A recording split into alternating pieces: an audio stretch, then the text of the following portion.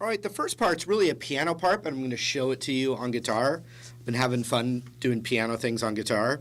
The guitar's 2 down a half step. In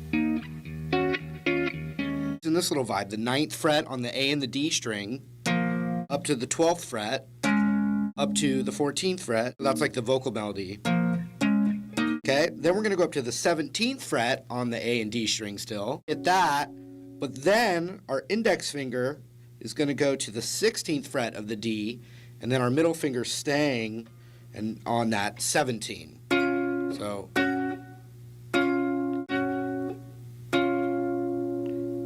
from there you go to the 12th fret again, and then slide it up.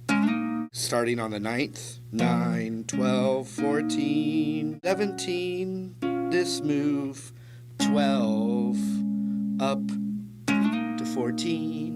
You know, it's a really cool little technique there where you get that open drone.